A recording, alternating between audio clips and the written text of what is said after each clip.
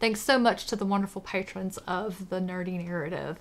Join now to support the channel and help pick books for me to review. Link in the description below. What up, nerds? Welcome back to the Nerdy Narrative. My name is Leslie, and today on the channel I'm going to be talking about my experience reading the arc for The Puzzle Box, the second installment in the puzzle series by Danielle Trussoni. The Puzzle Box continues the adventures of Mike Brink, the world's greatest puzzle master. This novel is currently being marketed as a standalone, and for the majority of reading this book, I would agree.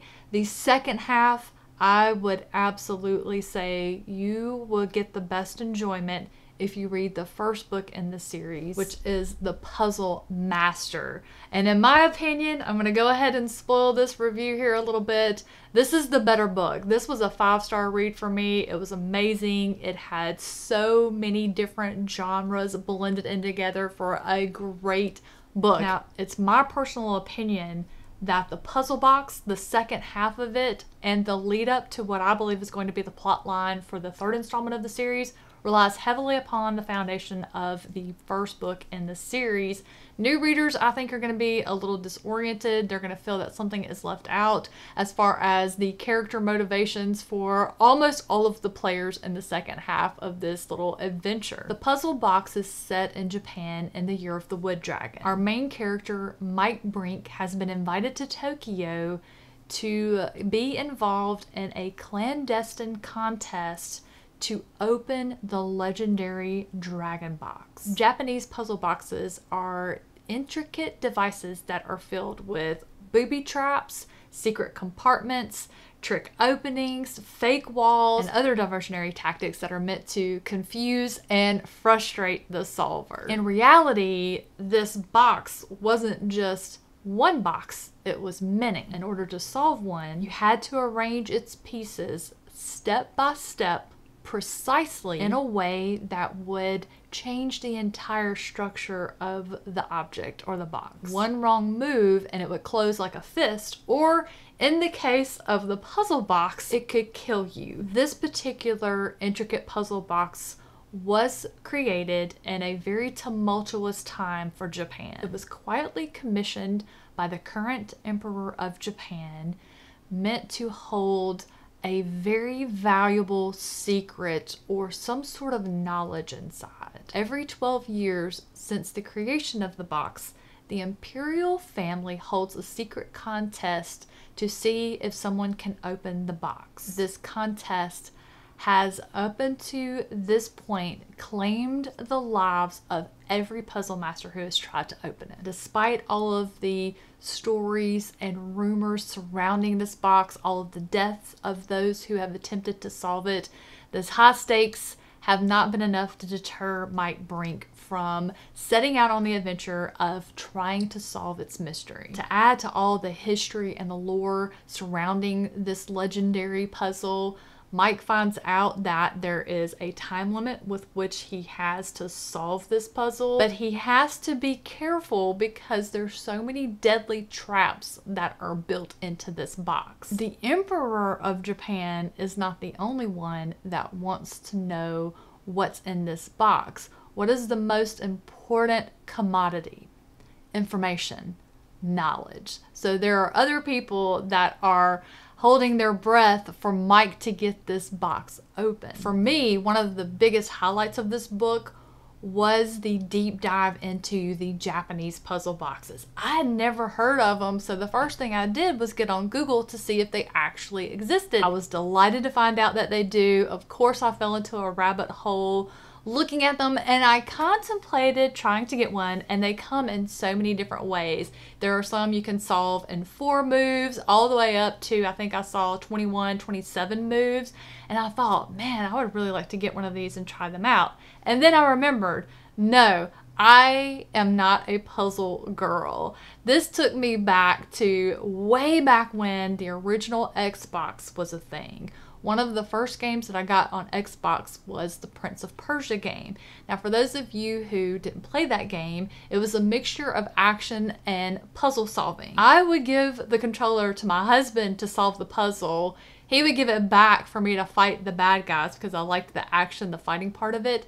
Even though the camera made it stupid easy, like whenever you would go into a new setting, the camera would pan in and it would follow around the path you needed to go to solve the puzzle. It gave you a clue. My brain doesn't work that way. And I thought, you know what?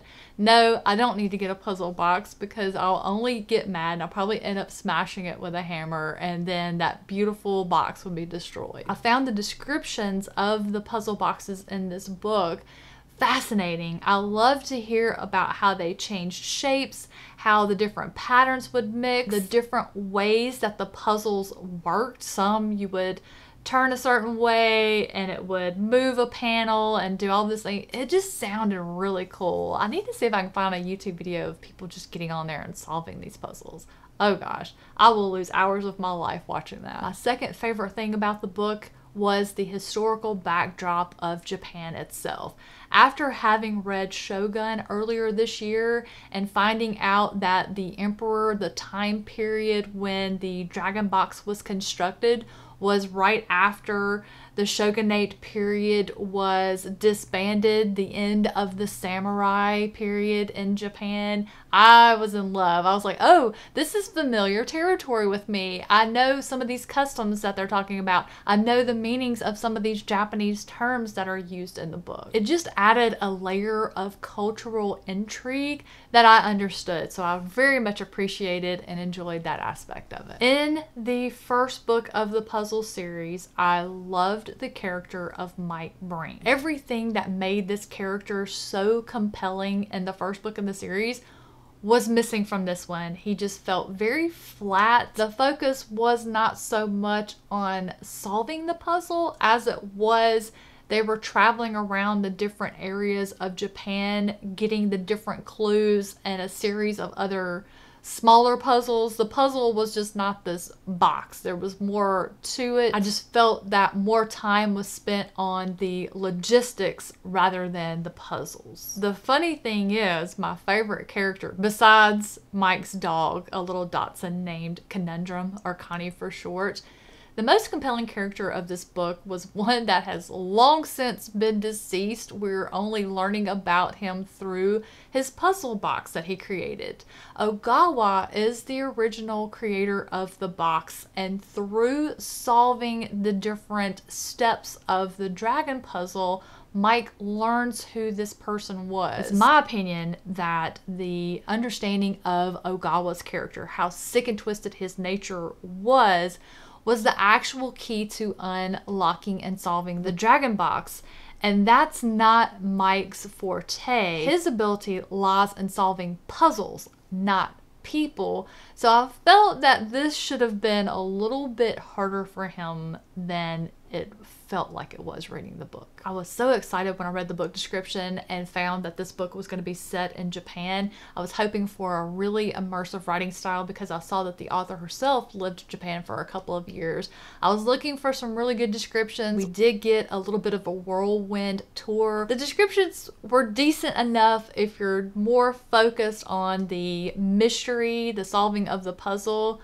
I was hoping for a little bit more vivid imagery to really bring this story to life, to really immerse the reader into the setting, and I felt that we kind of had a little bit of a missed opportunity there. Right around the halfway mark of this book, maybe even a little bit before, there's a subplot that emerges that quickly, or at least to me, in my opinion, identified itself as the setup for the third book in the puzzle series, or potentially if there is a third book. The way that it was described and set up, it wasn't done well. It just was not executed well.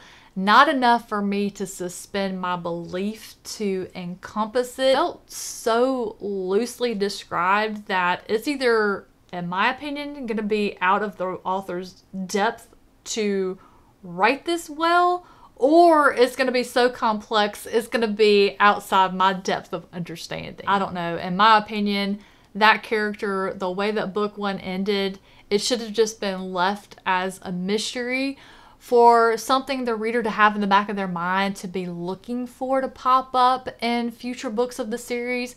Maybe the author could have put little Easter eggs in for us to say, oh, is that this character? Is something building? I think that would have been a more fun way to intrigue and engage readers and fans of the series rather than turning it into this whatever is about to happen. And I'm not hopeful for it.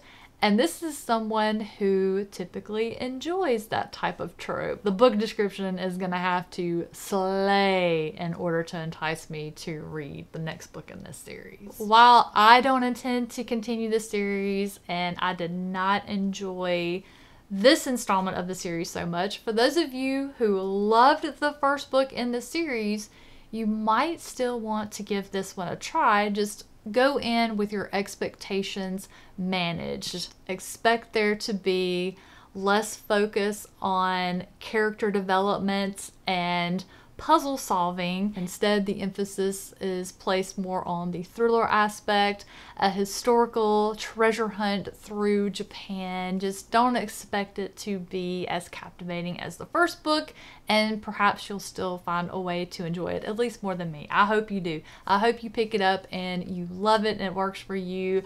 I would love to hear your thoughts on what you think is going to happen in the third installment of the series, and if that interests you. I am curious to know if I'm the only one. Maybe I'm alone in that. If you are interested in checking this book out, it will be available where all books are sold October 8th, 2024. There is going to be an audiobook. It is the same narrator as book one, which I absolutely loved him. It was not yet available when I read the digital arc for this one, so it will be out there for you all to enjoy. Thank you all so much for listening to this review. Hope you enjoyed it. Hope I was able to give you enough information for you to decide if this is a book that's going to go on your TBR or not. Have a wonderful rest of your day, and I'll catch you in the next one. Thanks again to all of the patrons of the Nerdy Narrative, with a special shout out to the Nerds Radiant tier: Chad, John, Gail, Amanda, Ashley, Star, Tara, Ann, Amanda, Andrew, Kate, Ev, and Sharon.